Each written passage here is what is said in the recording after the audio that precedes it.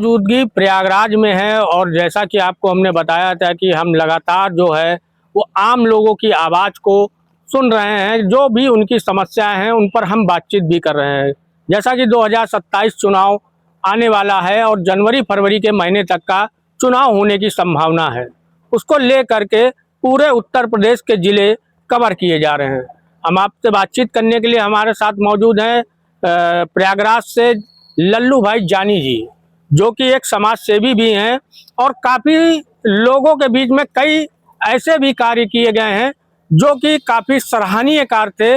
लोगों ने देखा कि प्रयागराज में भी कोई व्यक्ति ऐसा भी है जो समाज के लिए हमेशा समर्पित रहता है। हम बातचीत करेंगे जानी भाई जी से। क्या आपका हमारे चैनल में स्वागत है जानी भाई जी।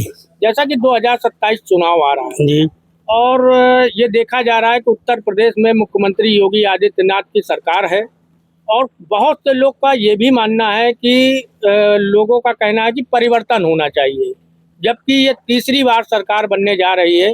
आपका क्या मत है, क्या लगता है कि उत्तर प्रदेश में मुख्यमंत्री योगी आदित्यनाथ का जो कार्य है वो सही है कि नहीं? पहले तो सर्वप्रथम आपको बहुत बहुत धन्यवाद देता हूँ कि देखिए योगी आदित्यनाथ जी अपने स्थान पर एकदम सही चल रहे हैं। और रही बात और अदर लोगों का मैं नहीं कह सकता हूँ, क्योंकि भैया देखिए जब कोई अच्छा काम करेगा वो दिखेगा ही, और जब दिखेगा तो लोगों को समझ में आएगा ही। तो इस तरह से कुछ चीज़ें हैं, बच्चों के अभाव के हिसाब से पढ़ाई लिखाई के अभाव से लोगों को दिक्कत हो रही है, लेकिन उसका सब सोल्यूशन निकाला ही जा रहा है। अच्छा, पहले 2017 में जब सरकार बीजेपी की नहीं थी, सपा शासन था, और अब के शासन में क्या परिवर्तन लगा? अब के परिवर्तन में देखिए विकास का काम तो बहुत हुआ है, शिक्षा का काम बहुत हुआ है, स्कूल कॉलेज भी बहुत बने हैं, मेडिकल कॉलेज भी बहुत बने हैं, एयरपोर्ट भी बहुत बन गए। ऐसा नहीं विकास नहीं है। इस समय जितनी बीजेपी में कार्यशैली हुई है किसी भी सरकार में नहीं हुई है। क्या लगता है कि आपके जो समाज के लोग हैं वो किस तरफ जाएंगे, किधर वोट देंगे? क्योंकि ये बड़ा सवाल होता है जब कोई समाज होता है, जैसा कि आपका रूपन बाड़ी सेवा संस्थान के नाम से एक संगठन है और उसके आप अध्यक्ष भी हैं, तो क्या लगता है कि प्रयागराज में जो आपके समाज के लोग हैं वो किधर जाएंगे? हमारे ख्याल से हमारे समाज के लोग तो भाजपा में ही जाने की कोशिश करेंगे, क्योंकि सभा में अब इतना दम नहीं है कि समाज को संस्थान को सुधार सके। देखा जाए तो तमाम सरकारें आई और गई, चाहे वो सपा का शासनकाल हो, चाहे बसपा का शासनकाल हो, चाहे कांग्रेस का शासनकाल हो, वो आपने सब देखा होगा और कहीं पर भी देखा ये नहीं गया कि इस समाज को कहीं पे स्थान मिला हो। और अभी जो मौजूदा सरकार है कहीं ना कहीं सबका साथ और सबका विकास को लेकर के बात कर रही है और लगातार लोगों के समाज में संपर्क में है। देखा जाए तो आपके भी समाज से पिछड़ा वर्ग आयोग के सदस्य सत्येंद्र बारी एक्टिव नजर आते हैं, जो लगातार प्रवास पे रहते हैं। आपने उनका कार्य भी देखा, उसको लेकर क्या कहेंगे? मैं पहले चीज तो सत्येंद्र बारी जी को बहुत बहुत धन्यवाद दूंगा, जो अपने समाज को साथ में लेकर आगे प्रगति की ओर बढ़ रहे हैं।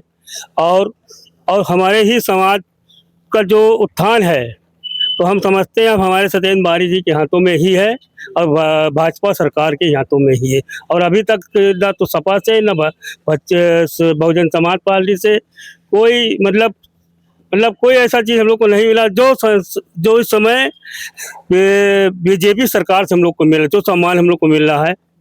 उत्तर प्रदेश के मुख्यमंत्री योगी आदित्यनाथ ने एक बड़ा ऐलान किया कि आपका जो धरोहर है, राजा शिवदिन सिंह बारी का महल है, रायबरेली में किला है, उसको लेकर के समाज में काफ़ी ये था कि ये कभी हो नहीं पाएगा।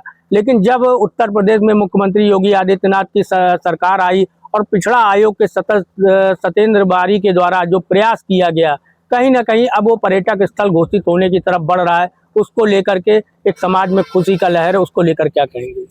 पहली चीज तो योगी आदित्यनाथ जी को मैं बहुत बहुत धन्यवाद दूंगा कि हमारे ही समाज के प्रौढ़ा भाई शिवदिन सिंह बारी जी का जो किला था वो पर्यटन के रूप में घोषित हो गया है और आगे उस पर कार्य भी शुरू होने जा रहा है।